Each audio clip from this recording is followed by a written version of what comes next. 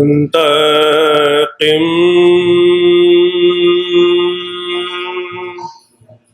ظہور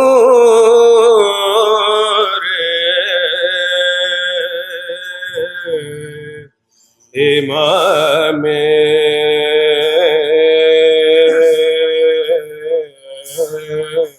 زمان دکھا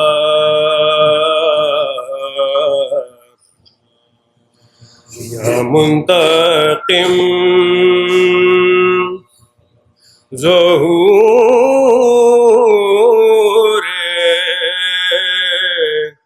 امام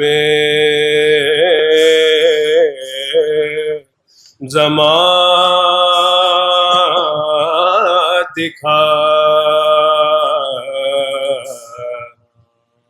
آنکھیں ہیں منتظر رخ آرا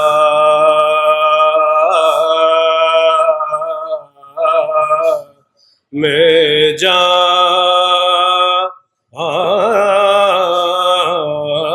دکھا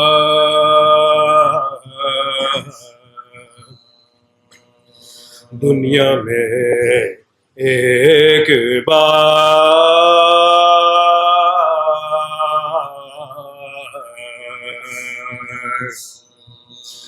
پھر امن و امان دکھا پھر برق ذوالفقار کو شعلہ فشاں دکھا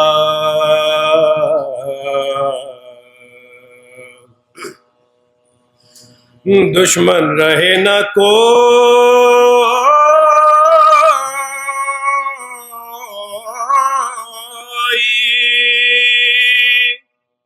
شاہ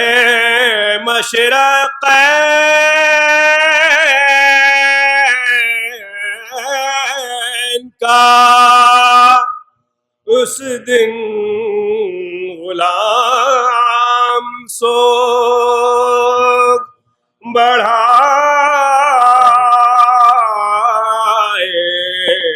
حسین کا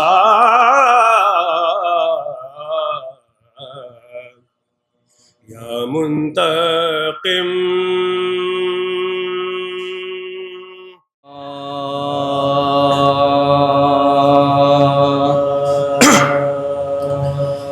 چشمے پرخون پا جو رہتا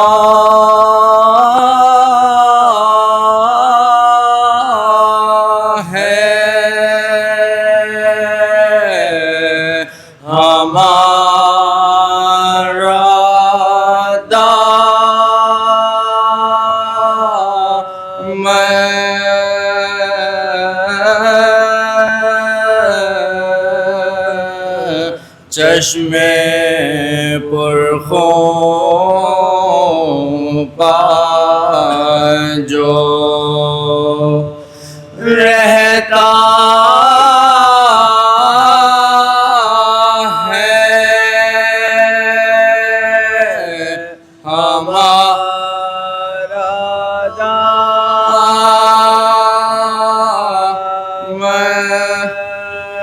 دامن گل کی طرح چار ہے سارا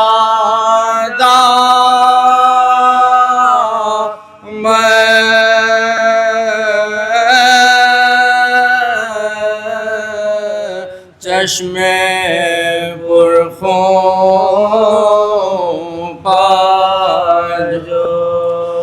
اشک گلگوں سے مہکتا ہے جو سارا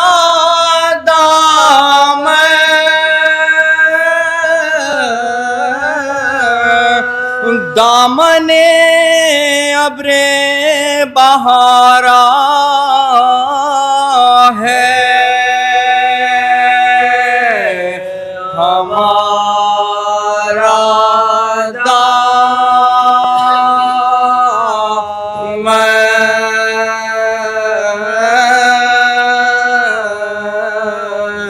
چشم پرخوں پر جو رہتا ہے ہمارا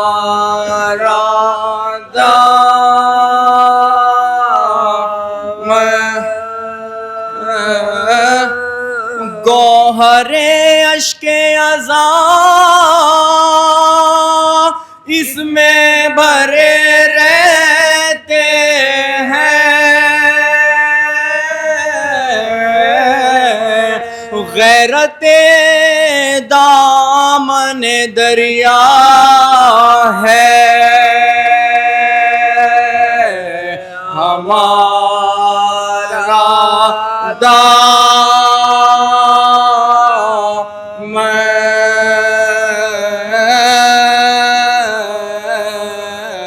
چشم پرخوں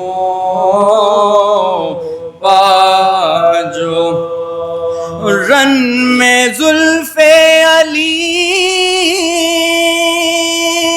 اکبر کی جو خوشبو مہکے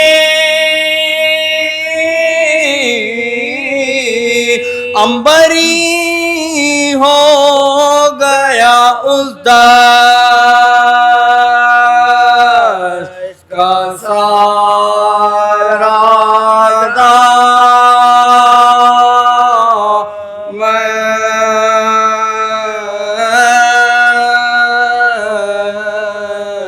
چشم پرخوں پا جو رہتا ہے ہمارا دامن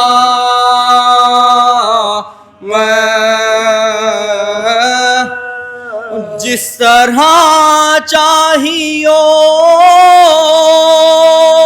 لے جائیو ہے آل رسول حشر میں ہاتھ ہمارا ہے تمہارا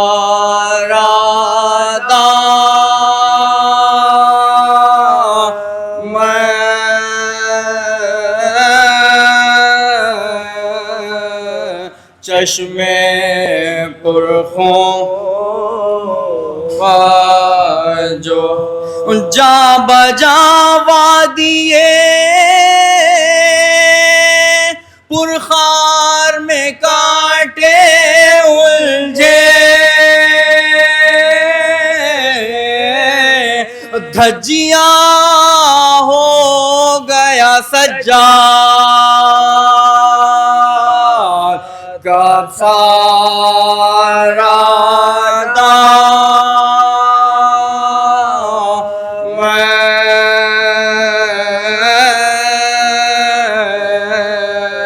چشم پرخوں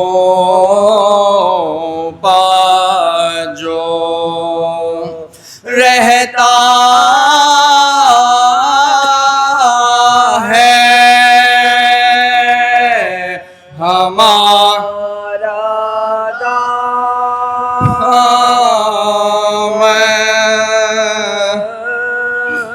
ماتم اکبر گلفام میں ثابت نہ رہا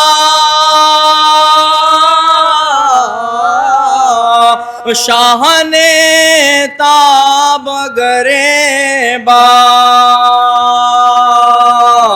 کیا پارادا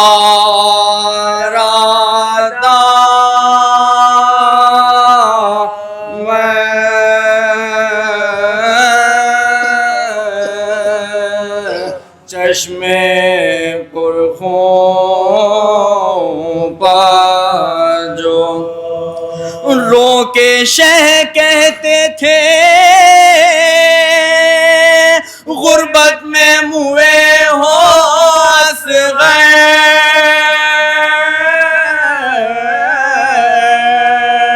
لو کفن کے لیے حاضر ہے ہمارا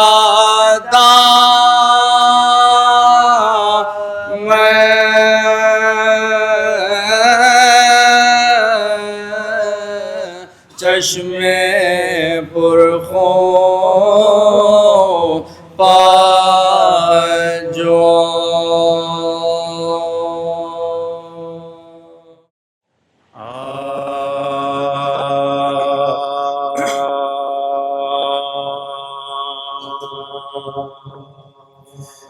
مالک سلطنت کوفہ جو مختار ہوئے مالک سلطنت کوفہ جو مختار ہوئے انتقام شہداء لینے کو تیار ہوئے جتنے قاتل تھے وہ سب شہ کے گرفتار ہوئے مومنوں سے جو لڑے کوفی وہ فی النار ہوئے مومنوں سے جو لڑے کوفی وہ فی النار ہوئے اس نے چن چن کے ہر ایک بار دیے شر کو مار پھولیو شمر سنان عمر کو مارا ایک دن کوفے کے بازار میں یہ شور ہو گئے حضرت سجاد کی مقبول دعا حرملا خیر دعا شکر خدا بندے اولا لائے مختار کے آگے جو سے اہل وفا لائے مختار کے آگے جو سے اہل وفا پوچھا کیوں عرش مولا کو ہلایا تیر معصوم کو کیوں تو نے لگایا غالب جو ستم تو نے کیے ان کا مجھے حال بتا ہاتھوں کو جوڑ کے یہ اس ستمارا نے کہا تیر چھتے میرے ترکش میں وطن سے جو چلا اور تین تیروں نے تو کی رن میں نشانے سے خطا تین تیروں نے تو کی رن میں نشانے سے خطا ہوں مقر آلے محمد کو رلایا میں، تین تیروں کو نشانے پا لگایا میں نے، اور ایک تو مشق کو جب لے کے علمدار چلا، صورت شیر سوئے سید ابرار چلا، کٹ گئے شان جو تلوار کا ایک بار چلا، مشق کو ہاتھوں سے پکڑے ہوئے جرار چلا، مشق کو ہاتھوں سے پکڑے ہوئے جرار چلا، میری بیداد سے بچوں نے نہ پایا اور تیر ایک مار کے سب میں نے بہایا پانی، اور دوسرے تیر کا بحال میں کرتا ہوں بیان، لائے اصغر کو جو میدان میں شاہ دو جہاں، اس قدر پیاس کی شدت کے ایٹھی تھی زبان، اس کو ہاتھوں پا اٹھا کر یہ کیا شین بیان، اس کو ہاتھوں پا اٹھا کر یہ کیا شین بیان، تم کو خوف غضب قہار نہیں، میں خطاوار ہوں بچہ تو خطاوار نہیں، بنت احمد کو نہ مرقد میں رلاؤ یارو، چھوڑو غفلت کو رہے راست پا آؤ یارو، میرے دکھتے ہوئے دل کو نہ دکھاؤ یارو، پانی تھوڑا سا تم اصغر کو پلاؤ یارو، پانی تھوڑا سا تم اصغر کو پلا دو یارو، پیاسا سب کنبے کے ہمراہ، یہ معصوم بھی ہے، یہ مسافر بھی ہے، صیاد بھی ہے، مظلوم بھی ہے، متوجہ نہ ہوا کوئی میان لشکر، تب کہا شاہ نے اصغر سے یہ بادی دیتا ہے، مجھ کو دیتا نہیں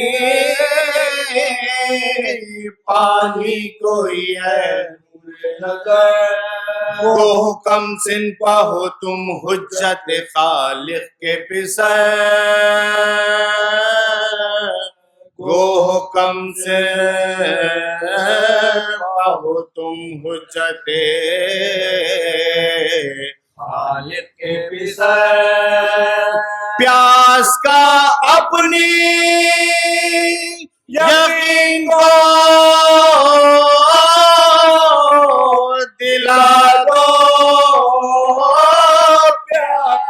تم بھی ننھی سی زباں اپنی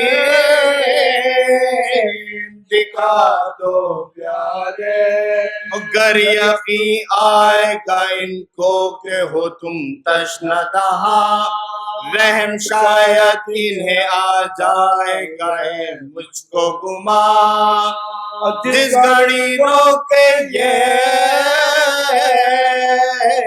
بچے سے کیا شین اور سب نے دیکھا کہ نکالی علی اصغر نے زبان، سب نے دیکھا کہ نکالی علی اصغر نے زبان، جتنے سردار تھے وہ اشفاق سے سب دوڑنے لگے، فوج میں جتنے سپاہی تھے وہ سب رونے لگے، جب انہیں سعد نے لشکر میں تلا تم دیکھا، آیا گھبرایا ہوا پاس میرے اور یہ کہا جلد کر کام تمام،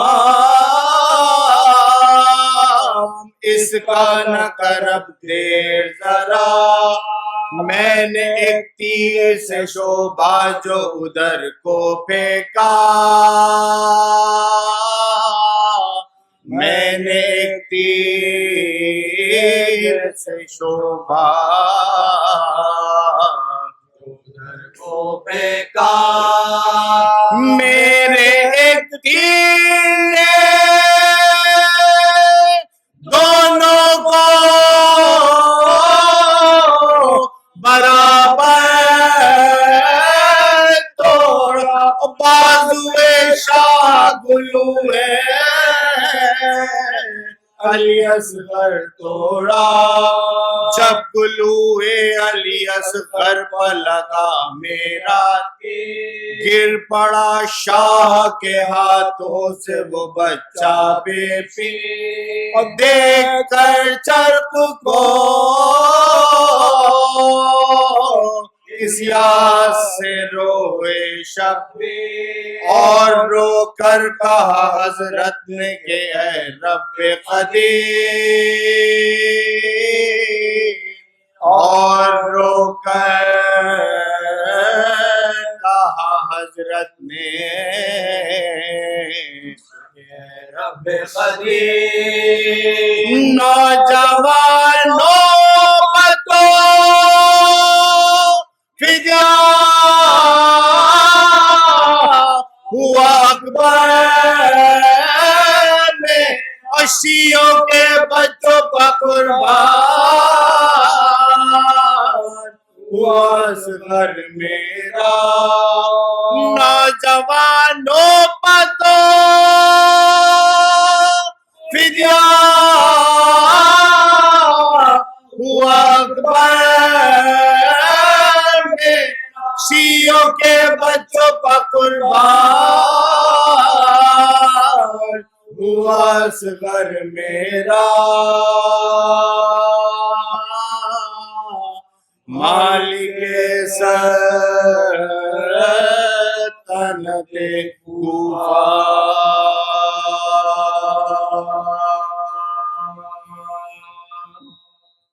لا حول ولا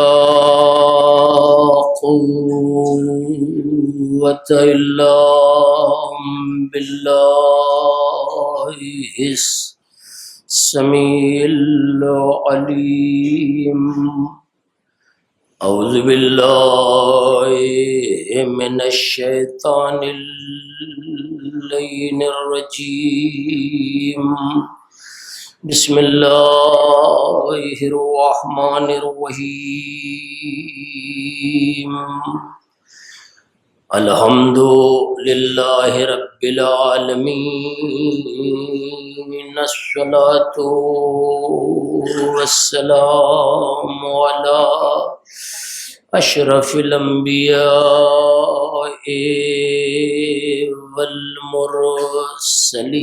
والمرسلين، سيدنا ومولانا شفيع ذنوبنا أبي القاسم محمد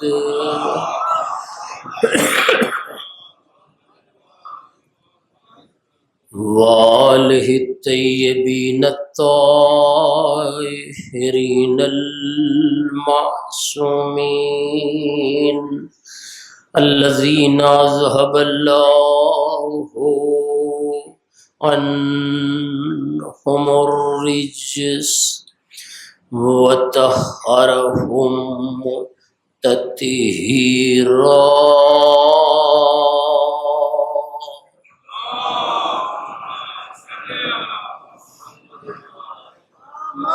ولعنت اللہ علی اعدائہم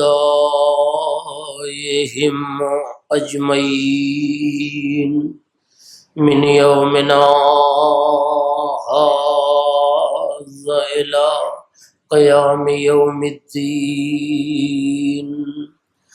اما بعد فقد قال امیر المؤمنین علیہ السلام بسم اللہ الرحمن الرحیم العلم علمان علم مطبوع و علم مسموع. صلوات پڑھ دے محمد رسول اللہ.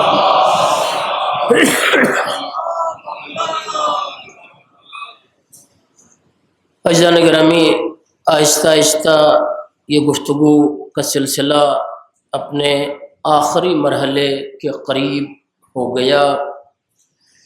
تو میں نے مولائے کائنات امیر المومنین علی ابن ابی طالب علیہ السلام کے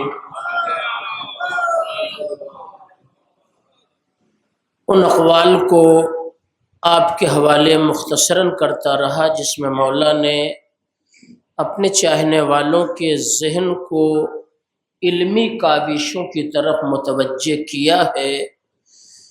اس لیے کہ مولا کا ایک فقرہ اسی تناظر میں اور بھی ہے کہ الجہل و موت، یاد رکھنا کہ جہل جو ہے یہ موت ہے، علم زندگی ہے اور علم حیات ہے.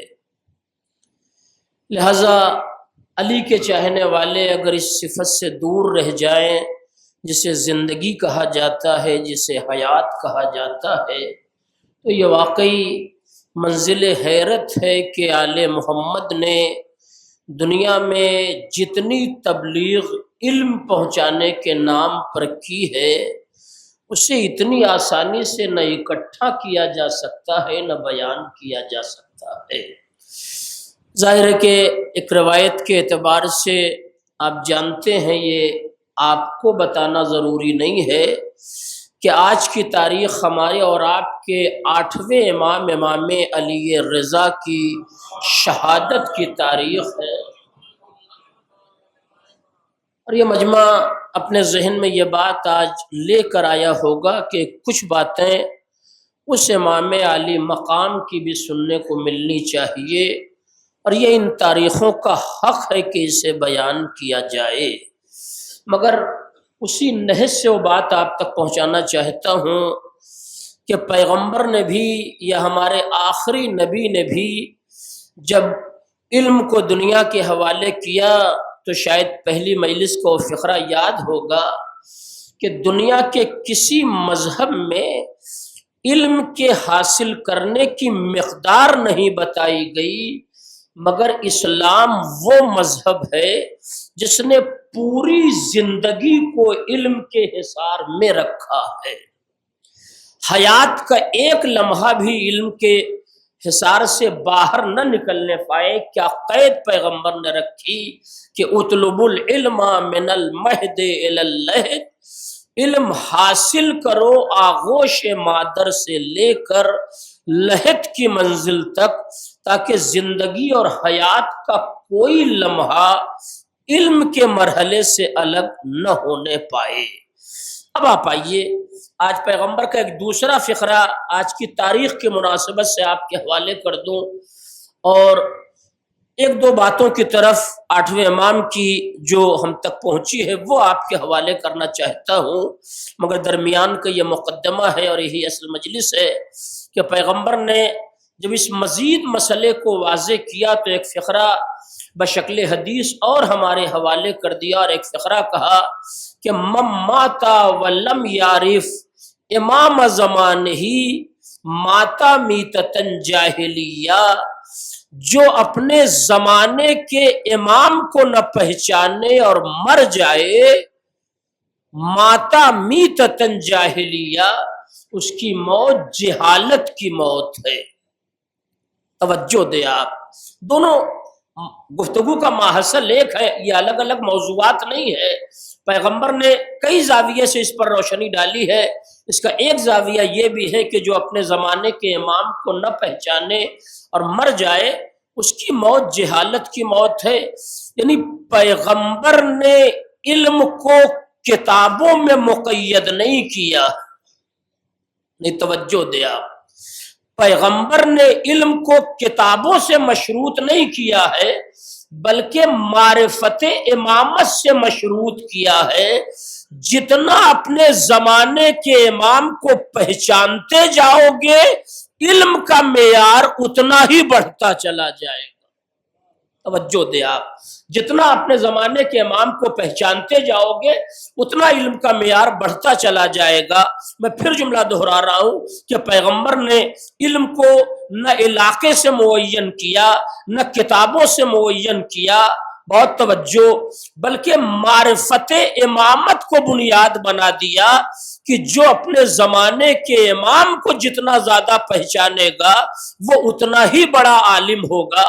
اور ہماری تو تاریخ ہی بالکل الگ ہے۔ ہم تو دنیا کو کربلا سے بھی یہ سبق دیا کرتے ہیں کہ حر نے زندگی کے آخری دن امام کو پہچان لیا تو اللہ نے یہاں بھی آزاد بنا دیا، وہاں بھی آزاد بنا دیا۔ کوئی یہ نہ سوچے کہ آج تو امام حسین ہے نہیں، کون ہے جو حر کو کلیجے سے لگائے گا، کون ہے جو حر کو سند دے گا؟ نہیں، فرش عزا کی بنیاد علی کی بیٹی نے رکھ کے یہ بتا دیا، یہ دروازہ ہمیشہ کے لیے کھلا ہے، جس دن امام کو پہچان جانا اس دن تم آ جانا، ہمارا گھرانہ تمہیں کلیجے سے لگانے کے لیے تیار ہے۔ ایک صلوات پڑھ دے محمد اور آل محمد۔ اب صرف اس مقدمے کو مکمل کرنے کے لیے اس لفظ کے تناظر میں ایک دلیل آپ کے حوالے کر دوں، اور یہ دلیل اپنی طرف سے آپ تک پہنچا رہا ہوں کہ پیغمبر کا یہ فقرہ کہ جس نے اپنے زمانے کے امام کو پہچان لیا وہ جہالت کی موت نہیں مرے گا، اور جس نے اپنے زمانے کے امام کو نہیں پہچانا، چاہے وہ کہیں کا رہنے والا ہو، کتنی کتابیں لکھ دے، وقت کا ابو جہل کہلائے گا، عالم نہیں کہلائے گا۔ اب یہ پیغمبر کی حدیث ہے، میں اپنی طرف سے تو پڑھ نہیں رہا ہوں۔ صلوات پڑھ دے محمد اور آل محمد۔ کہ پیغمبر نے علم کو کتابوں سے نہیں، معرفت امامت سے مشروط رکھا ہے، یا معرفت امامت سے طے کیا ہے۔ اب آپ آئیے، پیغمبر کے اس قول کی روشنی میں جب محشر کا میدان آراستہ ہوگا، محشر کا میدان سجا ہوگا، تو اس ملت سے بڑا کوئی عالم نہیں ہوگا۔ دیکھیے، میں نے بظاہر اپنے اعتبار سے، کچھ لوگ یہ بھی سوچ رہے ہوں کہ مولانا مبالغے سے کام کر رہے ہیں، ایسا نہیں ہے، یہ مبالغہ نہیں، حقیقت آپ کے حوالے کر رہا ہوں کہ محشر کے میدان میں اس قوم سے بڑا کوئی عالم نہیں ہوگا۔ کوئی کتنا بڑا بھی ہو مگر اس قوم سے بڑا کوئی عالم محشر کے میدان میں نہیں ہوگا۔ دلیل کیا ہے کہ ہم سے بڑا یا اس ملت جعفریہ سے بڑا کوئی عالم کیوں نہ ہوگا؟ دلیل سن لیجئے، توجہ دے آپ۔ دلیل کیا ہے؟ ایک آدمی پیغمبر کے دور میں پیدا ہوا اور مولا علی کے دور میں گزر گیا۔ آپ مجھے طے کر کے بتائیں اس کے پاس کتنے لوگوں کی معرفت؟ تو اس میں اس کا قصور نہیں ہے، اس نے امام حسن کا دور دیکھا نہیں، امام حسین کا دور دیکھا نہیں، بقیہ بات کے ائمہ کا دور دیکھا نہیں۔ توجہ سے سن لے، ایک آدمی امام حسن کے دور میں پیدا ہوا اور امام حسین کے دور میں اس دنیا سے چلا گیا، تو اس کے پاس 3 اماموں کی معرفت ہے اور 5 معصوموں کی معرفت ہے، اس میں بھی یہ 3 امام شامل ہیں۔ غور کریے گا، ٹھیک ہے نا، اس میں بھی یہ 3 امام شامل ہیں۔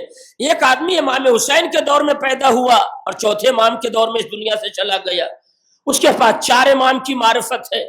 اب ظاہر کے درمیان میں وقت ضائع نہ ہونے پائے، برباد نہ ہونے پائے، لہذا بات کو یہاں سے بالکل آخری منزل تک لے جانا چاہتا ہوں۔ اس کے معنی کیا ہے، اس کا مطلب کیا ہے کہ محشر کے میدان میں کچھ ایسے لوگ ہوں گے جن کے پاس پہلے امام سے لے کر 11ویں امام تک کی معرفت ہوگی۔ میری بات پہنچنی چاہیے۔ یہ اکیلی قوم ہے جو محشر کے میدان میں جب آئے گی تو اس کے پاس خالی ایک امام کی معرفت نہیں ہے بلکہ 12 اماموں کی معرفت ہے، اور معرفت امام جتنی بڑھتی جائے گی علم کا معیار بڑھتا چلا جائے گا۔ صلوات پڑھ دے محمد اور علیہ محمد۔ ذرا بلند ترین صلوات عظمت محمد اور علیہ محمد پر پڑھیں۔ علم کا معیار جتنا بڑھتا چلا جائے گا، یہ طے ہے کہ یہی وہ قوم ہے کہ جس کے پاس پہلے امام کی معرفت بھی ہے، دوسرے امام کی معرفت بھی ہے، تیسرے امام کی معرفت بھی ہے، اور آج 17 صفر کو شہادت امام علی رضا کا انعقاد بتا رہا ہے، آپ کی شرکت بتا رہی ہے کہ ہم نے کسی امام کو چھوڑا نہیں ہے، اس لیے کہ ہم جانتے ہیں کہ جتنا ائمہ کی معرفت بڑھتی چلی جائے گی علم کا معیار اتنا بلند ہوتا چلا جائے گا۔ صلوات پڑھ دے محمد اور علیہ محمد۔ اب آپ آئیے، ایک حدیث سن لیجئے اور اس پر تھوڑا سا تبصرہ اور ایک واقعہ امام علی رضا سے متعلق اپنے سننے والوں کے حوالے کر دوں گا، اور اس کے بعد اس پر نظر ہوگی کہ بات اور کہاں تک آگے جا سکتی ہے۔ جتنا وقت ساتھ دے گا اسی اعتبار سے آج کی اس مجلس کو اپنے سننے والوں کے حوالے کروں گا۔ مولا نے ایک حدیث ارشاد فرمائی، اور کب ارشاد فرمائی؟ آنے والا ایک شخص مولا کے پاس آیا اور آن کر کہتا ہے کہ فرزند رسول، علم کا خزانہ کتنا بڑا ہے۔ دیکھیے، یہ 7ویں مجلس ہے جو آپ کے حوالے علم ہی کے عنوان سے میں نے کیا ہے، درمیان میں کہیں تھوڑی بہت کروٹ لے لی ہے، بہت زیادہ کروٹ میں نے نہیں لی، کہ یہ ایک بڑا سرمایہ ہے جو مولا کے چاہنے والوں تک پہنچ جائے۔ آنے والا آیا، مولا کے پاس آن کر کہتا ہے فرزند رسول، علم کا خزانہ کتنا بڑا ہے۔ توجہ دے آپ۔ اچھا، ہمارا سلام ایسے شخص کے اوپر جس نے علم کے دروازے پر آ کر سوال ایسا کیا جس سے قوم کو فائدہ پہنچے، ورنہ سوال تو اس در پہ بہت سے کیے گئے ہیں۔ آپ جانتے ہیں جب اس دور میں علم کا سمندر رواں دواں تھا اور علی اعلان کر رہے تھے کہ میں زمین سے زیادہ آسمان کے راستوں سے واقف ہوں، تو اس وقت بھی پوچھنے والے یہی سوال کر رہے تھے، حضور آسمان کے بارے میں کیا پوچھا جائے، خالی اتنا بتا دیجئے سر میں بال کتنے۔ نہیں، آپ ذرا سا یہ دور دیکھیں، وہ دور دیکھیں جہاں واقعی علم کا سیلاب رواں دواں تھا، جہاں بہت سی چیزیں دریافت کر لی جاتی، وہاں کوئی ایسا سوال کرنے والا نہیں تھا۔ اور شاید یہی وجہ ہے جھار جرداغ جیسے عیسائی رائٹر نے لکھا کہ جب علی کا علم بشکل سمندر مدینے میں رواں دواں تھا، اگر اس وقت لوگ سوال کر لیتے تو زمانہ 1400 برس کے بعد آگے نہ بڑھتا، اسی وقت ترقیاں نصیب ہو گئی ہوتی، اسی وقت یہ دنیا ترقیوں کی اس منزل پر پہنچ جاتی۔ مگر پوچھنے والے نے بھی ایسے سوال پوچھے جن سے واقعی ان کے خاندانی کارنامے کا پتہ چل رہا تھا کہ یہ اس سے بڑی فکر پیدا ہی نہیں کر سکتے. توجہ چاہتا ہوں، اس سے بڑی فکر پیدا ہی نہیں کر سکتے. تو آنے والا معصوم کے پاس آیا اور آ کر کہتا ہے فرزند رسول، علم کا خزانہ کتنا بڑا ہے. بہت توجہ، چونکہ یہ حدیث بہت کم پڑھی جاتی ہے لہذا میں نے یہ حوصلہ پیدا کیا کہ یہ حدیث اپنے سننے والوں کے حوالے کر دی جائے. مولا نے فرمایا علم کے 27 حروف ہیں. کتنے؟ اب میں الف بے وغیرہ کی بات کر کے سمجھاؤں تو اس کے لیے وقت درکار ہے. علم کے 27 سمندر ہیں. کتنے سمندر ہیں؟ میرے بچے سن لے، بزرگوں سے اپنی فکر کی اصلاح چاہتا ہوں. مولا نے فرمایا علم کے 27 سمندر ہیں. اس کو ظاہر کہ الفابیٹ بھی کہا جاتا ہے. مولا نے لفظ حرف کا استعمال کیا ہے کہ 27 حروف ہے. اچھا وہ پوچھ کے چلا جاتا تو حدیث ہی ختم ہو جاتی. اس نے ایک سوال اور کر دیا کہ فرزند رسول اس 27 سمندر میں سے دنیا کو کتنے سمندر کا علم ملا؟ آج کے دور میں لوگ نہریں اور دریا نہیں برداشت کر پا رہے ہیں، مولا سمندر کا پتہ بتا رہے ہیں. نہیں توجہ چاہتا ہوں. ہو سکتا کوئی کہہ دے صاحب یہ تو آپ کی خوش عقیدگی ہے لہذا آپ یہ بات کر رہے ہیں، دلیل کیا ہے سمندر ہونے کی؟ تو دلیل بھی علی نے فراہم کر دی، مولا نے فراہم کر دی کہ پوری رات گزر گئی، ایک بسم اللہ کی تفسیر مکمل نہ ہو پائی. اب اسے سمندر نہ کہا جائے گا تو کیا کہا جائے گا؟ توجہ دے. اور سمندر کسے کہا جائے گا؟ پوری رات گزر گئی اور ایک بسم اللہ کی تفسیر مکمل نہ ہو پائی.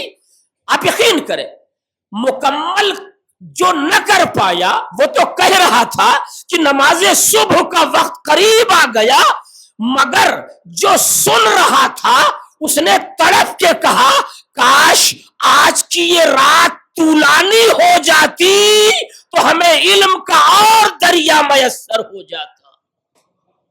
نہیں توجہ دے یار، اس تڑپ کو آپ دیکھیں. ابن عباس کہتے ہیں کاش یہ رات طولانی ہو جاتی تو شاید ہمیں علم و معارف کے مزید خزانے حاصل ہو جاتے. بہت توجہ. چنانچہ مولا سے پوچھا سائل نے، سوال کرنے والے نے، فرزند رسول یہ بتائے کہ پوری دنیا کو کتنے سمندر یا کتنے حرف کا علم ملا؟ مولا نے کہا 2 حرف کا،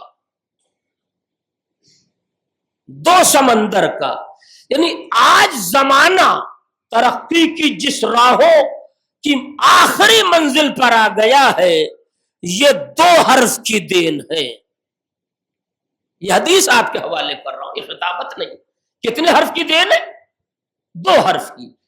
اور جو زمانہ بڑھ رہا ہے وہ اسی 2 حرف کی بنیاد پر بن رہا ہے. تو اب سائل نے لہجہ بدل دیا. کہتا ہے فرزند رسول جب اللہ کو 27 حروف کا علم دینا نہیں تھا تو اللہ نے پیدا ہی کیوں کیا 27 سمندر؟ دیکھیے مولا کے سامنے بات ہو رہی، یہ معصوم ہے، مشیت الہی کی مہر ان کے اوپر لگی ہے. مولا نے کہا یہ میں نے کب کہا کہ اللہ دینا نہیں چاہتا تھا؟ تو نے پوچھا کہ ملا کتنا؟ نہیں غور فرمائیے گا. تو نے پوچھا کہ ملا کتنا؟ تو جتنا ملا تھا میں نے بتا دیا. پھر 25 حرف کا علم اللہ نے بچا کے کیوں رکھا؟ تب مولا نے مسکرا کے کہا اللہ عطا کرنے سے پہلے ظرف دیکھتا ہے، اس لیے کہ ظرف چھوٹا ہوگا تو آدمی اپنے علم کا شہرا کرتا پھرتا نظر آئے گا. علم میں واقعی گہرائی پائی جائے گی تو جوہلا کی بات بھی سن کے وہ خاموش رہ جائے گا کہ وہ سمندر ہے، قطرہ نہیں ہے۔ بہت توجہ چاہتا ہوں، جہاں ظرف دیکھتا ہے تب جا کے اللہ عطا کرتا ہے، ظرف چھوٹا ہے تو بہک جائے گا، عالی ظرف ہے تو شکر پروردگار کرے گا، اور شکر ہر نعمت میں اضافہ کرتی۔ بہت توجہ۔ اس کے بعد وہ ایک فقرہ کہتا ہے، فرزند رسول آپ کو ملا یا نہیں ملا، آپ کے آباء و اجداد کو ملا کہ نہیں ملا؟ کیا چیز؟ یہ 27 سمندر کا علم وہ پوچھتا ہے، آپ کو ملا؟ آپ کے آباء و اجداد کو ملا؟ تو مولا نے کہا سوال کی لفظیں بدل دے۔ اب مجھے نہیں معلوم میری بات اہل امروہہ تک پہنچے گی کہ نہیں پہنچے گی، اور مجھے یقین ہے کہ پہنچے گی، ایسا نہیں ہے، کوئی ایسا رخ نہیں ہے کہ جس میں بہت زیادہ پیچیدگی ہو۔ کہا آپ کو ملا، آپ کے آباء و اجداد کو ملا؟ تو مولا نے کہا سوال کی لفظیں بدل دے۔ اس نے تڑپ کے پوچھا فرزند رسول کیا سوال کی لفظیں بدل دوں؟ تو مولا نے کیا فقرہ کہا، کہ ملتا اسے ہے جس کے پاس نہ ہو۔ ایک صلوات پڑھ دے محمد اور آلہ۔ شکر گزار۔ مولا نے کیا سنجیدگی سے جواب دیا کہ ملتا اسے ہے جس کے پاس نہ ہو۔ کہ مولا کیا کہنا چاہتے ہیں؟ کہ میں یا میرے آباء و اجداد 27 حروف یا 27 سمندر کا علم لے کے آتے، اور غالباً دوسری یا تیسری مجلس میں نے وہ حدیث بھی آپ کے حوالے کی تھی کہ اللہ نے جنت میں ایک درخت بنایا ہے جس کا پھل آل محمد کے لیے مخصوص تھا، اور اس پھل کی خاصیت یہی تھی کہ اللہ نے جسے اپنی مرضی سے کھلایا کائنات کا سارا علم اسے مل گیا۔ یہی وجہ ہے ان شخصیتوں کو کہیں کالج میں جا کے زانوے عدد طے نہ کرنا پڑا کہ یہ پڑھانے آئے ہیں، پڑھنے نہیں آئے۔ نہیں توجہ دیا۔ اب ظاہر کہ آج کی مجلس کا باعتبار فضائل اپنے اعتبار سے بڑا قیمتی فقرہ اپنے اعتبار سے اپنے سننے والوں کے حوالے کر رہا ہوں۔ اس نے کہا فرزند رسول آپ فرما رہے ہیں کہ آپ کو 27 سمندر کا علم اللہ نے دے کے بھیجا، ہم نے مان لیا۔ آپ کے آباء و اجداد کو 27 سمندر کا علم دے کے بھیجا، میں نے مان لیا۔ مولا دلیل مل جاتی تو کیا مزہ آ جاتا۔ دیکھیے کیسے کیسے لوگ ہیں جن حقیقتوں کو سننا چاہتے ہیں۔ مولا کاش دلیل مل جاتی تو کیا مزہ آ جاتا۔ بہت توجہ۔ میں نے کہا دلیل مجھ سے سن لے، کاہے کو مولا کو پریشان کر رہا؟ دلیل تجھے قیصر عباس فراہم کر دے گا۔ یہ فقرہ میں نے اس لیے کہا کہ اب یہ ذاکری کی لفظ ہے، توجہ دے۔ اور میں بڑی عدالت کے ساتھ پڑھنے کی کوشش کرتا ہوں، جو روایت ہے روایت رہے، جہاں ہمارا نظریہ ہے وہ ہمارے نظریے ہماری لفظوں اور ہمارے ذہن کی پیداوار ہے۔ میں نے کہا میں تجھے دلیل دوں گا کہ ان کے آباء و اجداد 27 حروف کا علم لے کے آئے۔ اس نے پوچھا دلیل کیا ہے؟ میں نے کہا جس دنیا کو 2 حرف کا علم ملا ہے وہ چاند پہ جانا فضیلت سمجھتی ہے۔ غور فرمائیے گا، جس کائنات کو 2 حرف کا علم ملا ہے وہ چاند پہ جانا فضیلت سمجھتی ہے، اور جو 27 حروف کا علم لے کے آیا ہے جب چاہے ستارہ اپنی چوکھٹ پہ بلا لے۔ ایک صلوات پڑھ دے محمد راجی نے، بلند ترین صلوات عظمت محمد اور آل محمد۔ آج کی تاریخ کا حق تھا جو اپنے اعتبار سے میں نے چاہا کہ میرے سننے والوں تک پہنچ جائے۔ جس دنیا کو 2 حرف کا علم ملا ہے وہ چاند پہ جانا فضیلت سمجھتی ہے، اور جسے 27 حروف کا علم ملا ہے اس کے اشارے پر چاند کی کلیت کی آبرو وابستہ ہے۔ وہ چاہے تو یہیں سے چاند کو 2 حصوں میں تقسیم کر دے، وہ چاہے تو ستارے کو اپنی چوکھٹ پر بلا لے۔ ایک حدیث اور سن لیجئے پیغمبر کی، کتاب کا نام ہے جامع الاخبار، فیض آباد وثیقہ عربی کالج سے یہ کتاب عربی زبان میں شائع ہوئی ہے، لکھنؤ میں کسی نے اس کا اردو ترجمہ بھی کر دیا ہے، یعنی جامع الاخبار یعنی حدیثوں کا جمع ہونا، خبروں کا جمع ہونا۔ حدیث و خبر عربی میں ایک ہی معنی میں استعمال ہوتے ہیں کہ جہاں ساری حدیثوں کو جمع کیا گیا ہے اپنے اعتبار سے۔ اس میں 8ویں امام علی رضا علیہ السلام کے لیے یا زیارت امام رضا کے لیے پیغمبر کی ایک حدیث ہے، میں نے کتاب کا حوالہ آپ کو دے دیا، ٹھیک ہے، صفحات میرے ذہن میں نہیں ہیں، آپ کہیے گا تو میں منگا کر آپ کے حوالے کر دوں گا۔ آج کے دور میں بہت آسانی ہے، کوئی بھاگ نہیں سکتا، ساری چیزیں فراہم ہیں، شرط یہ ہے کہ نظروں سے گزری ہو۔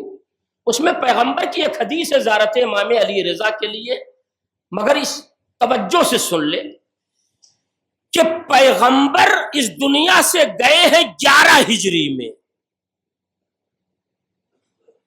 اور امام علی رضا علیہ السلام جا رہے ہیں 203 ہجری میں۔ ارباب عقیدت بیٹھے، آپ کو تو معلوم ہوگا کہ امام کی ولادت کی تاریخ کیا ہے، امام کی شہادت کی تاریخ کیا ہے۔ ادھر 148 ہجری جب دنیا میں قدم رکھا، 203 ہجری جب اس دنیا سے تشریف لے گئے، نبی ایک حدیث ارشاد فرماتے ہیں کہ ستدفنو، ان قریب دفن کیا جائے گا، بضعۃ منی، میرے جگر کا ایک ٹکڑا، فی خراسان، کہاں دفن کیا جائے گا؟ جزاک اللہ، یہ پیغمبر کی حدیث ہے۔ اب اگر آپ گڑا گڑت کر کے نکالیں تو تقریباً اگر پیغمبر 11 ہجری میں اس دنیا سے جا رہے ہیں اور اس سے 2-4-5 سال پہلے اس حدیث کو پیغمبر نے ارشاد فرمایا، تو تقریباً 200 برس پہلے پیغمبر اپنے لال کی شہادت کی خبر دے رہے ہیں اور مقام مدفن بھی بتا رہے ہیں۔ یہ کیا ہے؟ یہ اسی 27 حروف کا نتیجہ ہے جو انہیں معلوم۔ توجہ دیا، 200 سال پہلے یہ خبر دینا، وہ بھی اس طریقے سے کہ ستدفنو، ان قریب، بضعۃ منی، میرے جگر کا ایک ٹکڑا دفن کیا جائے گا خراسان کی سرزمین پر۔ خالی حدیث ہی نہیں ختم ہوتی، اصل فقرہ ارباب عقیدت پہچان لے تو آج کی تاریخ کا حق ادا ہو جائے۔ یہ ایک میسج ہے جو آپ کے حوالے کر رہا ہوں۔ اس کے بعد پیغمبر نے ارشاد فرمایا کہ جو آدمی میرے اس لال کی قبر کی زیارت کے لیے جائے گا، پیغمبر نے 3 فضیلتیں بیان کی۔ کتنی؟ جو میرے اس لال کی زیارت کے لیے جائے گا، پیغمبر نے 3 فضیلتیں بیان کر دی ہیں۔ ایک صلوات پڑھ دے تو جلدی سے اسے آپ کے حوالے کر دو۔ پہلا فقرہ کہ اگر مصیبتوں میں گرفتار ہوگا، پریشانیوں میں گرفتار ہوگا، تو اللہ اس کی پریشانی کو دور کر دے گا۔ یہ نبی کہہ رہے ہیں، 200 سال پہلے کہہ رہے ہیں کہ جو میرے اس لال کی قبر کی زیارت کے لیے جائے گا، اگر مکروب ہے، لفظ ٹھیک ہے نا، مکروب، اگر وہ کرب میں مبتلا ہے، لفظ کرب اردو زبان میں استعمال ہے، اور ہی لفظ آگے بڑھ کے مرکب ہو کے کرب و بلا کہلاتی ہے، ٹھیک ہے۔ اگر وہ صاحب رنج و غم ہے تو اللہ اس کے رنج و غم کو دور کر دے گا۔ اس کے بعد کہا کہ اگر کوئی حاجت مند ہے تو اللہ اس کی حاجت کو پوری کر دے گا۔ 2 لفظیں پہنچ گئی، تیسری جلدی سے سن لیجیے۔ اللہ کرب یعنی پریشانیوں، مصیبتوں اور بلاؤں کو دور کرے گا۔ اللہ اس قبر پہ جو زیارت کرنے جائے گا اس کی دعاؤں کو قبول کر لے گا، اس کی حاجتوں کو پورا کرے گا. دوسرا مرحلہ. تیسرا مرحلہ پیغمبر نے کیا فرمایا کہ مرنے کے بعد اللہ اسے بخش دے گا. یعنی اس کے گناہ کیا ہوں گے؟ معاف کر دیے جائیں گے، تب نہ بخشا جائے گا. اگر یہ حدیث پیغمبر کی پہنچ گئی تو ہندوستانی خطابت کا ایک چھوٹا سا طریقہ آپ کے حوالے کر دوں، اس لیے کہ ہم اسی پر مطمئن ہوتے ہیں. تو فقرہ میں آپ کے حوالے کر دوں. پیغمبر نے 3 باتیں بتائیں. اگر غمزدہ ہے تو غم دور ہوگا، اگر حاجت مند ہے دعا کر رہا ہے تو اللہ دعا اس کی قبول کرے گا، اور مرنے کے بعد اس کو بخش دے گا.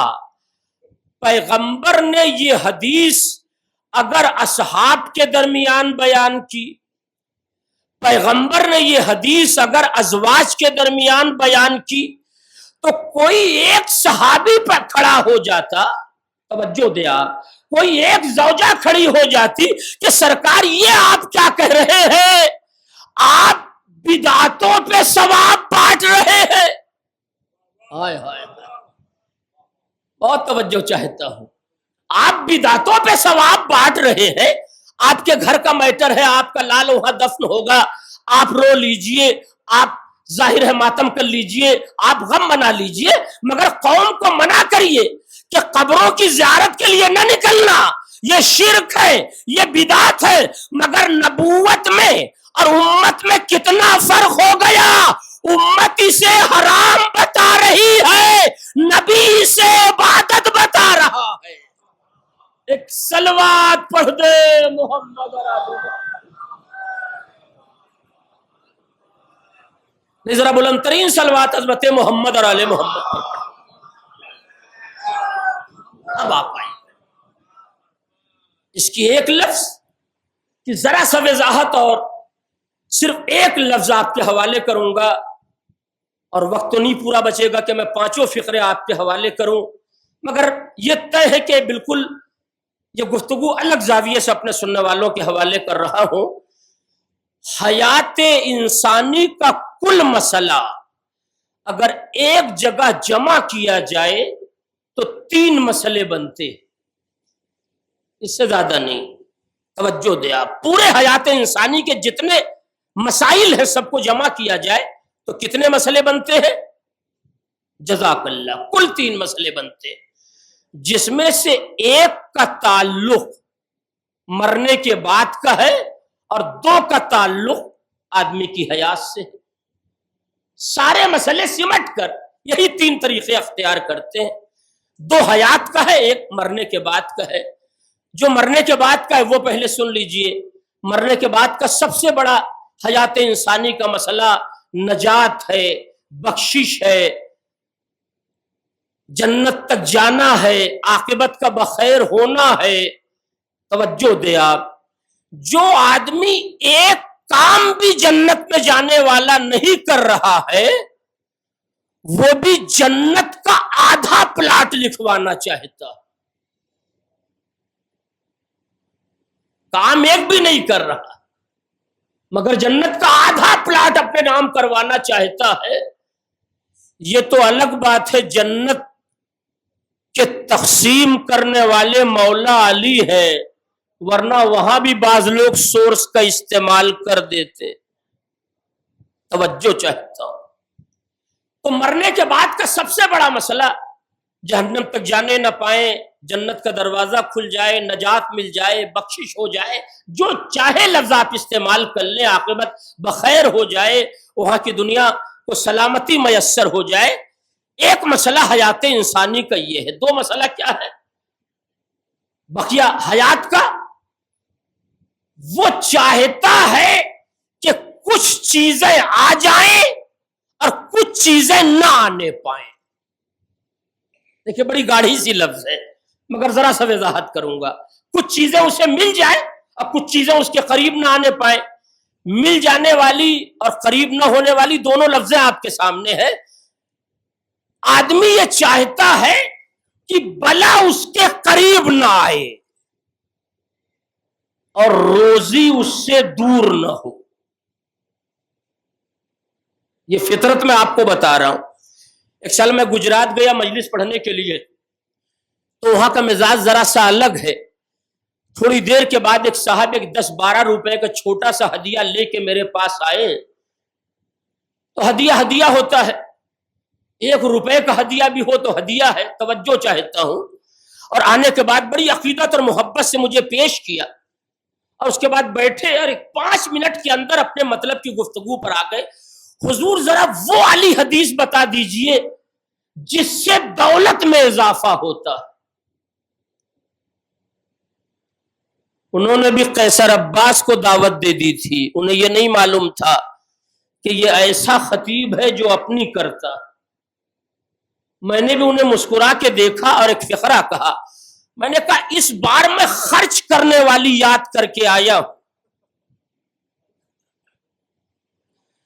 بڑھنے والی یاد کر کے نہیں آیا ہوں.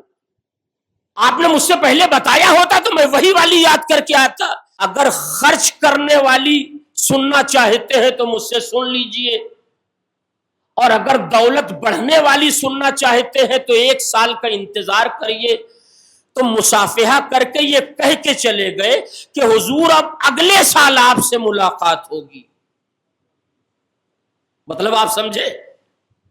یعنی جب آپ یاد کر کے آئیں گے وہ والی جس سے دولت میں اضافہ ہوتا ہے، تب جا کے آپ سے ملاقات کروں گا. خرچ کرنے والی تو مجھے خود یاد نہیں. ایک صلوات پڑھ دے محمد اور آل محمد. اب یہ تینوں مسئلوں کا نتیجہ سن لیں کہ مرنے کے بعد نجات کا مرحلہ، زندگی کا مسئلہ، کہ بلا آنے نہ پائے اور دولت. جزاک اللہ، آپ نے میری مجلس مکمل کر دی، میں آپ کا شکر گزار ہوں. کہ بلا آنے نہ پائے اور جنت رزق جانے نہ پائے. آج تک آپ نے کوئی ایسا بہادر آدمی دیکھا جو یہ دعا کرے کہ بلا بھی نہ آئے اور دولت بھی نہ آئے؟ نہیں، توجہ دے آپ. بلا بھی نہ آئے اور دولت بھی نہ آئے. یہ دعا نہ کرے گا کوئی کہ بلا بھی چلی جائے اور دولت بھی چلی جائے، وہ کر ہی نہیں سکتا. تو 2 مرحلے حیات کے ہیں: بلا کا دور ہونا، توجہ دے آپ، اور رزق کا آنا. ایک مرحلہ مرنے کے بعد کا ہے کہ بخشا جانا، جنت میں جانا. ہمارا کروڑوں سلام اللہ کے نبی نے یہ تینوں صفتیں 8ویں امام کی زیارت میں رکھ دیا. بلا دور کرنا چاہتے ہو تو ان کی زیارت کرو، حاجت پوری کرنا چاہتے ہو تو ان کی زیارت کرو، جنت میں جانے کا شوق ہے تو ان کی زیارت کرو. صلوات پڑھ دے محمد اور آل محمد. اب آپ آئیے، شکر گزار. اب ایک لفظ آپ کے حوالے کر رہا ہوں، ذرا کہ لفظ کے جو 5 حصے نکلتے ہیں، ان 5 حصوں کے لیے پورا عشرہ درکار ہے، اس میں بھی بات نہ پوری ہو پائے گی. مگر لفظ کی معنویت پہچان لیجئے. توجہ دے آپ.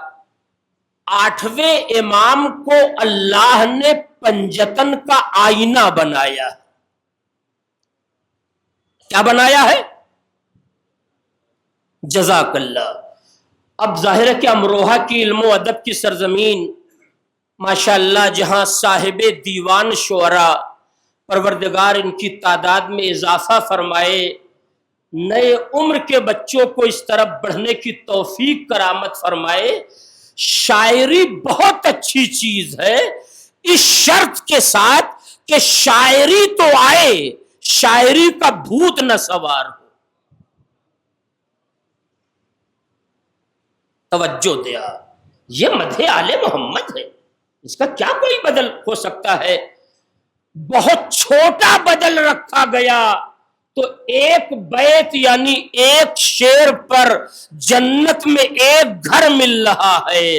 آپ 1400 برس کے شعراء کی تعداد نکالیں، ان کے ایک ایک شعر کو گن کے مجھے بتائیں، پھر مجھے بتائیے گا جنت کتنی بڑی ہے. ہائے ہائے. بہت توجہ. یہ طے ہے کہ دنیا میں جتنے اشعار چاہے فضائل یا مصائب دونوں کو شامل کر لیا جائے تو آل محمد کے نام پر کہے گئے ہیں. دنیا میں اتنے اشعار کسی کے لیے نہیں کہے گئے. خالی نوحوں کی تعداد نکالی جائے امروہہ کی تو شام تک یا کل تک آپ مجھے بتائیے گا کہ اس سرزمین پر کتنے نوحے کہے گئے. شمار نہیں ہو سکتا، گنا نہیں جا سکتا. یہ ایسا تو نہیں ناممکن ہے، مگر ابھی متوجہ ہم اس کی طرف نہیں ہے. مثلا انجمن کا دستہ کھڑا ہو کر ماتم کرتا ہے آدھے گھنٹے کے بعد کسی نوجوان سے پوچھئے کہ تم نے سینے پر کتنی بار ہاتھ مارا، توجہ دیا تو شمار نہیں کرتا. بہت توجہ چاہتا ہوں. اب آئینہ ہے اگر پنجتن کے 8ویں امام، تو اب ایک مجلس تو آئینے پر پڑھی جائے کہ آئینے کا کمال یہ ہے کہ جیسی صورت ہوتی ہے ویسی ہی صورت دکھاتا ہے. داغ ہے تو ظاہر ہو جائے گا. آئینے کا مطلب ہی یہی ہے، آئینے کے معنی ہی یہی ہے کہ جو حقیقت ہے وہ دکھائے. اور یہی وجہ ہے، اب میرے پاس وقت نہیں ہے کہ میں اس حدیث کی طرف دوسرے زاویے سے جانے کی کوشش کروں. پیغمبر کی معصوم کی یہ بھی حدیث ہے کہ مومن مومن کا آئینہ ہے. توجہ دیا، مومن مومن کا آئینہ ہے. اب اس تناظر میں آپ سارے مسئلے کو حل کر لیجئے گا کہ مومن اگر مومن کا آئینہ ہے تو آئینہ حقیقت دکھاتا ہے. آئیے، وقت نہیں ہے، کیسے 8ویں امام پنجتن کا آئینہ ہے. صرف 2 لفظیں سن لیجئے، ایک فضائل کے نام پر، ایک مصائب کے نام پر، مگر ایک بلند ترین صلوات عظمت محمد اور آل محمد.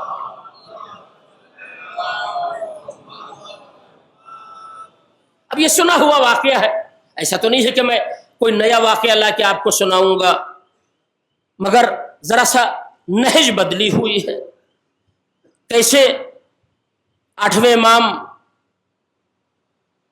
پنجتن کا آئینہ ہے. پنجتن میں پہلی فرد کا نام ہے پیغمبر اسلام حضرت محمد مصطفیٰ صلی اللہ علیہ وآلہ وسلم. اب اس لفظ آئینہ کو آپ کے حوالے کر رہا ہوں، چنانچہ تاریخ شاہد ہے. تقریباً ہر چھوٹی بڑی کتاب میں یہ واقعہ لکھا ہے. اردو کی تاریخوں میں بھی آپ اٹھا کے دیکھیں تو 14 ستارے میں بھی ملے گا، نقوش عصمت میں بھی ملے گا، اور اس کے علاوہ تاریخ ائمہ میں بھی ملے گا. صاحب دمع ثاقبہ نے بھی اس واقعے کو نقل کیا ہے کہ ایک شخص نے یہ خواب میں دیکھا کہ میں مسجد گیا تو میں نے یہ دیکھا کہ مسجد میں پیغمبر تشریف فرما. ذرا کہ 200 سال کے بعد کا یہ واقعہ ہے، ٹھیک ہے نا. پیغمبر کب گئے اور اس نے خواب کب دیکھا؟ 8ویں امام کے دور میں. اور بھی امام سے یہ واقعہ منسوب ہے. کیسے ہے آئینہ؟ یہ کہا میں نے خواب میں دیکھا کہ پیغمبر مسجد میں تشریف فرما ہے، صحابیوں کا جھرمٹ ہے، سامنے ایک تشت رکھا ہوا ہے، تشت پر ایک کپڑا پڑا ہوا ہے اور پیغمبر بیٹھے ہیں. میں آگے بڑھا، میں نے سلام کیا، میں نے دستے سوال آگے بڑھایا. نبی نے ظاہر ہے وہ کپڑا ہٹایا اور کھجور کے تشت سے مجھے چند کھجوریں دے دیں. تو اتنا چالاک تھا، آج کا ذاکر تو جاگنے میں گنتا ہے. وہ اتنا چالاک تھا، جی جزاک اللہ، کہ اس نے سونے میں گن لیا، شمار کر لیا. الگ الگ روایتیں ہیں. سرکار علامہ جوادی نے 18 دانے لکھے ہیں، کسی نے 22 دانے لکھے ہیں، کسی نے 24 دانے لکھے ہیں. واقعے کی واقعیت میں اختلاف نہیں ہے. خواب سے بیدار ہوا تو اس کے بعد سوچنے لگا کہ اب شاید میری زندگی کے 18 دن بچے ہیں. حالانکہ عطائے معصوم کو حیات سے تعبیر کرنا چاہیے تھا کہ 18 کروڑ ملنے والا ہے، 18 ارب ملنے والا ہے، مگر اپنے اعتبار سے نتیجہ نکالا اس نے کہ شاید میری حیات کے 18 دن بچے ہوئے ہیں. وقت بڑی رفتار سے آگے بڑھ گیا، واقعے کو بہت زیادہ کشادہ نہیں کرنا چاہتا. چنانچہ اب خواب کی تعبیر کیسے ملے؟ اس لیے کہ اس نے اپنے اعتبار سے نتیجہ موت کی طرف لے گیا. 8ویں امام پنجتن کا آئینہ ہے. اب تو میری بات واضح ہو گئی نا. اسے خبر ملی کہ فرزند رسول 8ویں امام علی رضا علیہ السلام مسجد میں آئے ہیں، تو سوچا ان سے بہتر کون تعبیر بتائے گا. جلدی سے گیا مسجد میں کہ چل کے فرزند رسول سے اس خواب کی تعبیر پوچھ لو. تو اس نے دیکھا وہی انداز، ہائے ہائے ہائے، ذرہ برابر کچھ نہیں بدلا ہے، جیسے رسول بیٹھے تھے ویسے ہی آپ کا یہ 8واں فرزند بیٹھا. توجہ دے آپ، جیسے رسول کے سامنے تشت رکھا ہوا تھا اسی طرح ان کے سامنے رکھا ہے. جیسے رسول کے سامنے کچھ صحابی بیٹھے تھے ویسے ان کے سامنے کچھ افراد بیٹھے ہیں. جیسے وہاں علمی گفتگو ہو رہی تھی ویسے ہی یہاں علمی گفتگو ہو رہی ہے. کیسے یہ آئینہ ہے؟ اور فرمائیے گا کیسے نبی کا آئینہ ہے 8ویں امام؟ آیا تھا قولی تعبیر لینے، حالات فراہم ہو گئے تو عملی تعبیر کے چکر میں پڑ گیا. اب قولی اور عملی تعبیر مجھے اہل امروہہ کو نہیں سمجھانا ہے، ارباب علم ہے. بالکل اسی طرح آگے بڑھا، سلام کیا، مولا نے جواب دیا وہی انداز جو رسول کے جواب دینے کا تھا. اسی طرح بیٹھا جیسے خواب میں بیٹھا تھا. کیوں؟ ہو سکتا ہے سمجھ گیا ہو کہ اگر میں نے بیٹھنے کا انداز بدلا تو امام ٹوک دیں گے، نہیں توجہ چاہتا.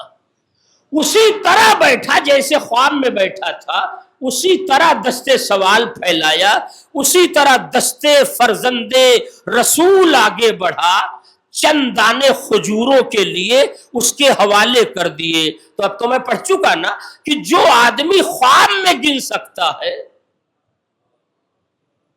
وہ تو خواب کی تعبیر لینے آیا ہے نا. تو اب تو اسے گننا ہی گننا ہے. جب اس نے گنا تو گن کر امام کی طرف دیکھا، فرزند رسول اچھا آج کے ذاکرین سے زیادہ چالاک تھا. یہ نہیں پہلے کہا کہ کچھ کم کر لیجئے، کہا مولا کچھ اضافہ ہو جائے، کہا مولا کچھ اضافہ ہو جائے. مولا مسکرا کے رہ گئے. پھر اس نے کہا مولا کچھ اضافہ ہو جائے، مولا مسکرا کے رہ گئے. تیسری بار جب اس نے کہا فرزند رسول کچھ اضافہ کر دیں تو مولا نے مسکرا کے ایک فقرہ کہا کہ اگر تو سائل بن کر آیا ہوتا تو پورا تشت تیرے حوالے کر دیتا، تو خواب کی تعبیر لینے آیا ہے. ہائے ہائے، تو خواب کی تعبیر لینے آیا ہے. اگر میرے جد نے اس سے زیادہ کھجوریں تجھے عطا کر دی ہوتی تو میں بھی اس سے زیادہ عطا کر دیتا، یا اگر تو سائل بن کر آتا تو یہ تشت میں دے دیتا. بخالی 2 لفظ 2.5 سے 3 منٹ کے اندر فصیل مصائب کے قریب ہو جاؤں گا. اور یہ دونوں لفظ خالی سن لے، یاد رہے. نبی نے خواب میں عطا کیا، امام نے منزل شہود میں عطا کیا، یعنی سامنے عطا کیا. اس سے دونوں کی عطا برابر ہے. اور دونوں کی عطا اس لیے بھی برابر رہی تاکہ کل کا رائٹر عطائے رسالت اور عطائے امامت میں اختلاف نہ لکھے. جو وہ عطا کرتے ہیں وہی یہ عطا کرتے ہیں. خالی یہی کمال نہیں ہے، جو نبی کہتے ہیں وہی یہ بھی کہتے ہیں. اور ذمہ داری سے پڑھ رہا ہو کہ شاید یہ لفظیں اس کے پہلے ایسا نہیں کہ وجود میں نہیں ہے، لفظ وجود میں ہے، ممکن ہے سماعت سے نہ ٹکرائی ہو، اس لیے بہت بچ کے یہ بات آپ کے حوالے کر رہا ہوں. ایک لفظ کا نام ہے فکر، ایک لفظ کا نام ہے شعور. دیکھیے مثلا آپ رامپور سے آگے بڑھیے، رامپور میں کچھ شعرا ہے وہ بھی ذکر آل محمد کرتے ہیں. مراد آباد آئیے, وہاں بھی کچھ شعراء ہیں, وہ بھی ذکر اہل بیت کرتے ہیں. اس کے بعد امروہہ آ گیا, یہاں بھی کچھ شعراء ہیں, وہ بھی ذکر اہل بیت کرتے ہیں. اب ظاہر ہے کہ اگر میں نے ٹرین پر مونگ پھلی بیچی ہوتی تو سارے اسٹیشن کا نام یاد ہوتا. باقی آپ خود غازی آباد دلی تک طے کر لیجئے گا کتنے اسٹیشن آتے ہیں اور کہاں کہاں شیعہ آبادی ہے اور کہاں کہاں شعراء ہے, آپ مجھ سے بہتر جانتے ہیں. ایک مصرع غدیر کے متعلق نکلا جہاں علاقے کے سارے شعراء نے شرکت کی اور سب نے اسی مصرے پر کلام کہا. 1 منٹ 1.5 منٹ تمام ہو گیا, 1 ہی منٹ میرے پاس بچا اور اسی میں بات کو مکمل کر دوں گا. توجہ دے آپ. کبھی کبھی ہوتا یہ ہے کہ جو مصرع آپ نے کہا وہی مصرع میرے ہاں بھی آ گیا. شاعری کی دنیا میں اسے توارد کہا جاتا. اب توارد سمجھانے کی ضرورت نہیں, میں نے جو پڑھنا تھا پڑھ دیا. شاعری کی دنیا میں جب مصرع مصرے سے ٹکرا جاتا ہے تو اسے توارد کہا جاتا ہے. مگر اس توارد میں بھی برابر یہ دیکھا گیا, یہ کلیہ نہیں ہے کہ مصرے ٹکراتے تو ہیں مگر جتنے حرف پہلے شاعر کے ہاں ہیں کوئی ضروری نہیں ہے کہ اتنے ہی مجموعی حرف یہاں بھی آ جائیں. کہیں نہ کہیں سے ذرہ برابر, کہیں سے پہلے آ گیا, کہیں وہ پہلے آ گیا, کہیں یہ پہلے آ گئی. نہیں, توجہ دے آپ. تو مصرے ٹکراتے تو ہے, توارد تو ہوتا ہے, مگر اگر آپ مصرے کی حرفوں کو گنیں, شاید میری بات میرے مجمع تک پہنچ جائے تو آج کی تاریخ کا حق ادا ہو جائے. حرفوں سے حرفیں ایک ساتھ مل کر گلے نہیں مل پاتی.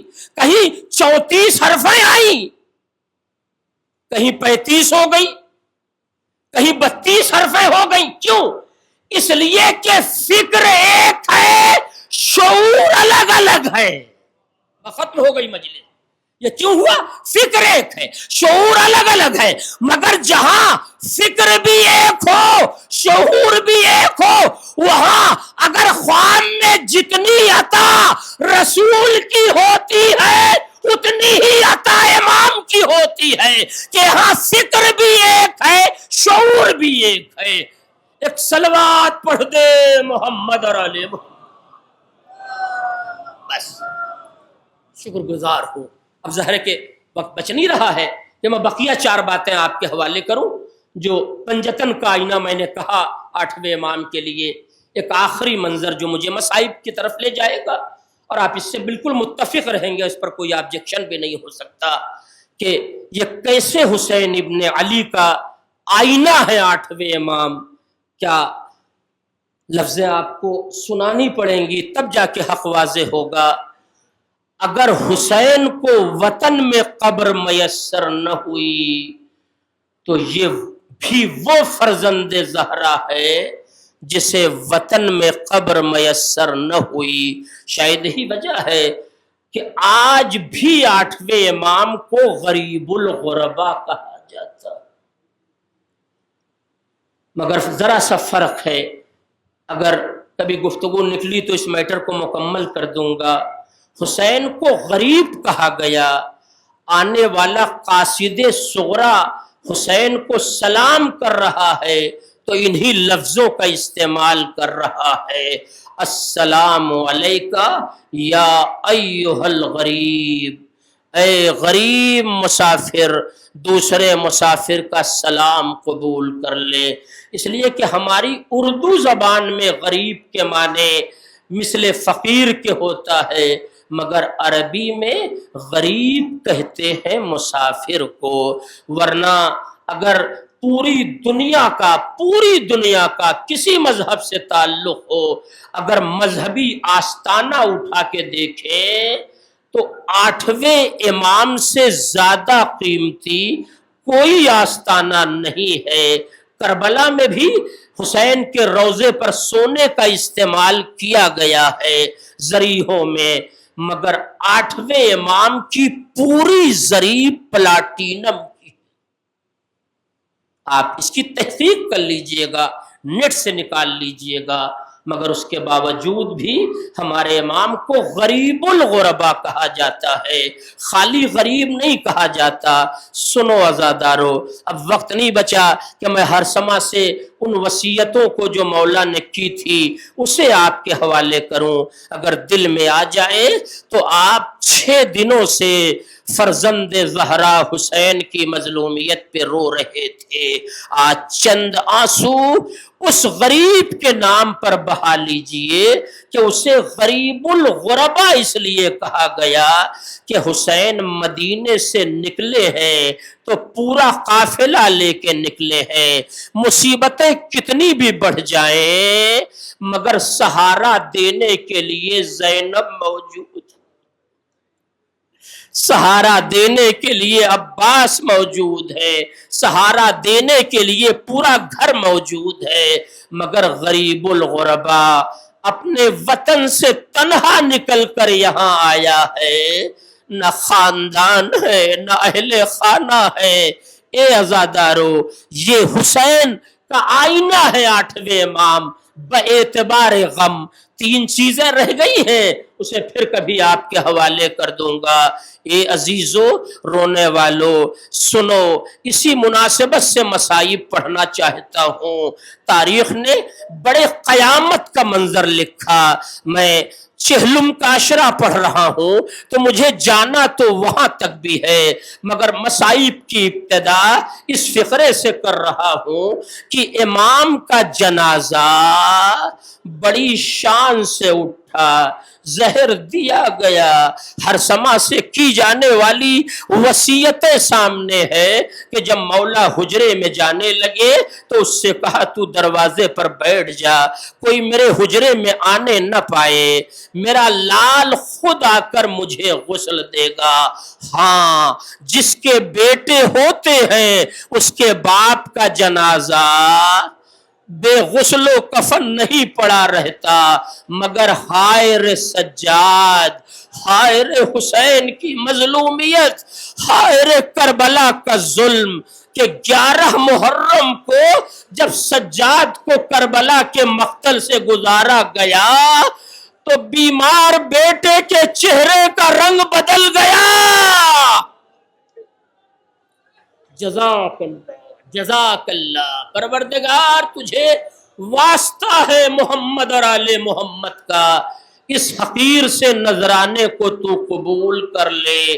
یہ مجمع غم حسین میں جمع ہوا ہے اور آج خصوصی طور سے یہ مجمع 8ویں امام کا غم منانا چاہتا ہے۔ اے مولا، پردیس میں جنازہ اٹھ تو گیا مگر ذرا کربلا آؤ، آپ کے جد کا لاشا کربلا میں پامال ہو رہا ہے۔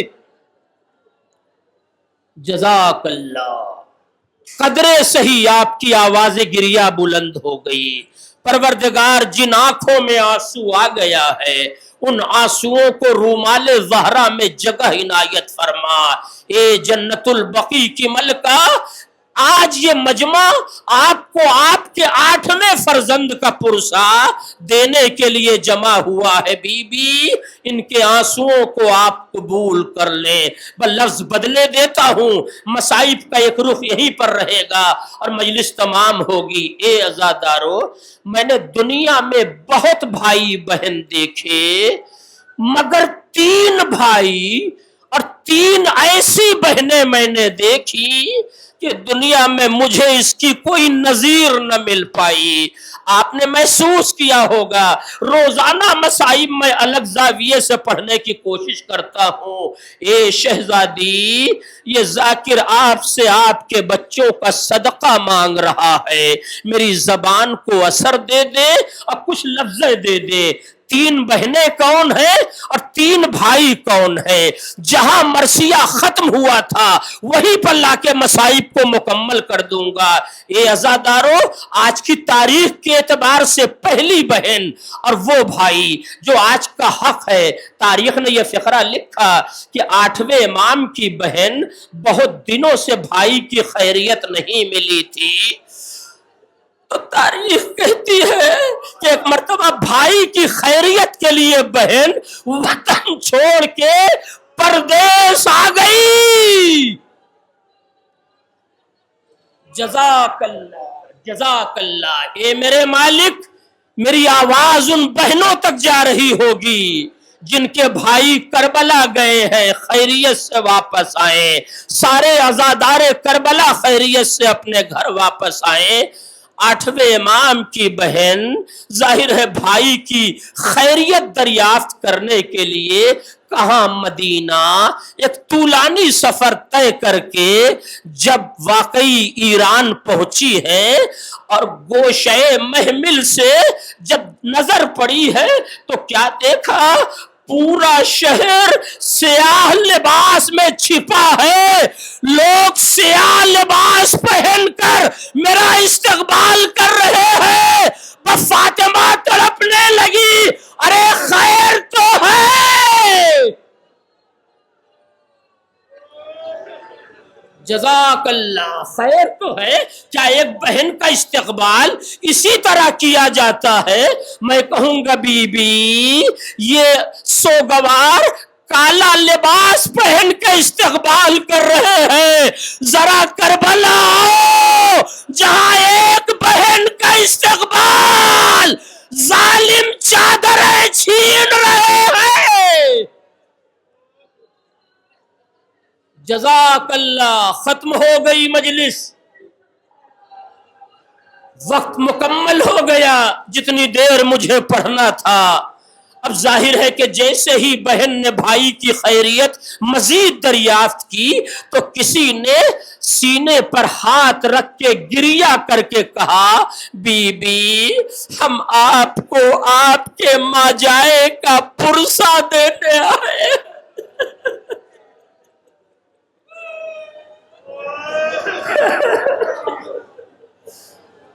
شہزادی ہم تو آپ کو آپ کے بھائی کا پرسہ دینے آئے ہیں، ارباب نظر موجود ہیں. ہر سال آپ اس تاریخ میں یہ مصائب سنا کرتے ہیں. جیسے ہی بہن نے یہ سنا کہ میرا بھائی دنیا میں نہ رہا، تاریخ کہتی ہے کہ بہن کو غش آ گیا اور پھر وہ بہن اٹھ نہ پائی. ارے بی بی تم سے یہ نہ سنا گیا؟ ذرا یہ بھائی بہن کربلا میں آؤ. زینب 70 قدم کے فاصلے سے یہ دیکھ رہی ہے بھائی کا سوکھا گلا. جزاک اللہ. ختم ہو گئی مجلس. میں نے بہت زیادہ لفظوں کا استعمال نہیں کیا، حق کے گریہ ادا ہو گیا. اے میرے مالک، جن آنکھوں میں اب بھی آنسو نہیں آ پایا ہے تجھے 8ویں امام کی غربت کا واسطہ ان آنکھوں کو ایک قطرے آنسو کے ذریعے سے آج کی تاریخ میں رونے کی صلاحیت عنایت فرما، تاکہ آج کی تاریخ واقعی گواہ بن جائے. لو رونے والوں مجلس تمام ہو گئی. ایک بھائی بہن یہ ہے، ختم ہو گئی مجلس. ایک بھائی بہن ہم نے کربلا میں دیکھا، بہن دیکھ رہی تھی اور بھائی کا گلا کٹ رہا تھا. بس ختم ہو گئی مجلس. مرثیہ یہی پہ رکا. بس لفظیں سن لیجئے کہ جب حسین اصغر کو گود میں لے کر در خیمہ پر آئے، آواز دی رباب تیرا لال آ گیا، تو تاریخ کہتی ہے پہلے سکینہ آ گئی. بھائی کا چھدا گلا، باپ کے چہرے پر ملا ہوا خون. سکینہ تڑپ کے خاک پر بیٹھ گئی. اماں بھیا مارا گیا، جھولا ویران ہو گیا.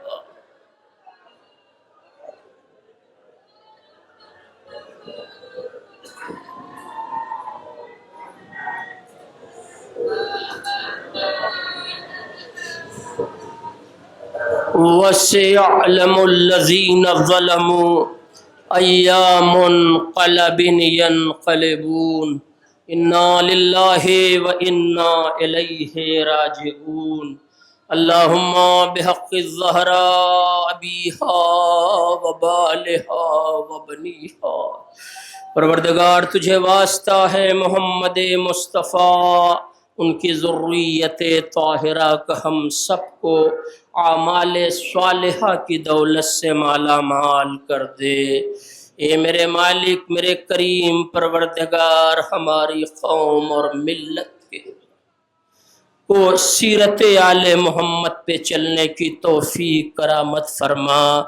مالک، ہمارے جن گھروں کے بچے پردیس میں ہیں، تجھے علی اکبر کی جوانی کا واسطہ وہ بچے سلامت رہیں، خیریت سے اپنے گھر آئیں۔ مالک، تجھے واسطہ ہے محمد اور آل محمد کا، ہماری قوم کے جو بچے بے روزگار ہیں انہیں صاحب روزگار کر دے، جو مریض ہیں انہیں شفائے کامل و عاجل عنایت فرما۔ علماء اعلام، آیات اعظام، ذاکرین بعمل کا سایہ ہمارے سروں پر برقرار رہے۔ مالک، تجھے واسطہ ہے امام علی رضا کی غربت کا، اگر آج کی مجلس میں ہمیں کچھ تو اجر دینا چاہتا ہے تو ہم سب کو معصومین کے روضے کی زیارت سے مشرف کر دے۔ پروردگار، ان دعاؤں میں اہم دعا پرچم ایران، پرچم اسلام اور وہ ملک جو حق کا ساتھ دے رہے ہیں سب کو اپنے حفظ و امان میں رکھ، ظلم کی دنیا کو نیست و نابود کر دے۔ پروردگار، ان دعاؤں میں سب سے اہم اور آخری دعا تجھے واسطہ ہے علی اکبر کی جوانی کا، تجھے واسطہ ہے غازی عباس کے کٹے ہوئے بازوؤں کا، تجھے واسطہ ہے گلوے نازنین علی اصغر کا، تجھے واسطہ ہے جناب قاسم کے پامال بدن کا، تجھے واسطہ ہے شہزادیوں کی اسیری کا، تجھے واسطہ ہے بی بی سکینہ کے اس نیلگوں رخسار کا جس رخسار کی رنگت شمر کے تماچوں سے تبدیل ہوتی رہی۔ مالک، ہمارے نام اعمال میں کچھ نہیں، یہی آنسو ہیں، انہی کو ہماری نجات کا یقینی ذریعہ قرار دے۔ پروردگار، اپنی آخری حجت کے ظہور میں تاجیل فرما، تاجیل فرما، تاجیل فرما۔ ماتم